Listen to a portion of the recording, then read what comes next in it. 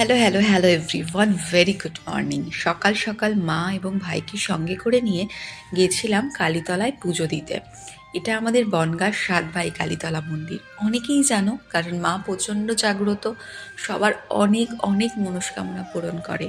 নৈহাটির বড়মার মতো এটা হলো আমাদের বনগাঁর বড়মা। এই যে দেখতে পাচ্ছ গাছ, এই বট গাছকে ঘিরেই মায়ের বাসস্থান। তো সবাই এই যে বট গাছে ঢিল বেঁধেছে, এ থেকে দেখে বোঝাই যায় মা কত জাগ্রত, মা সবার কত মনস্কামনা পূরণ করে।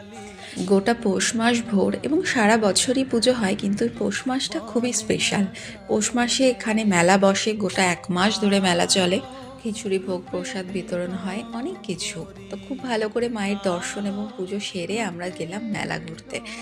এই যে মেলাতে যে কাপ আর কাচের জিনিসের এত দোকান আর এত ভ্যারাইটি পাবে যে তুমি কিছুতেই চোখ ফেরাতে পারবে না। কসমেটিক্স, চশমা, আংটি, কানের দুল কি না আছে মেলায়।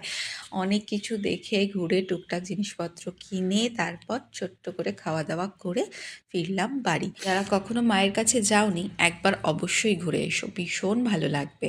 তো চলো, আজকের মতো টাটা, দেখা হচ্ছে নেক্সট কোনো ভিডিওতে।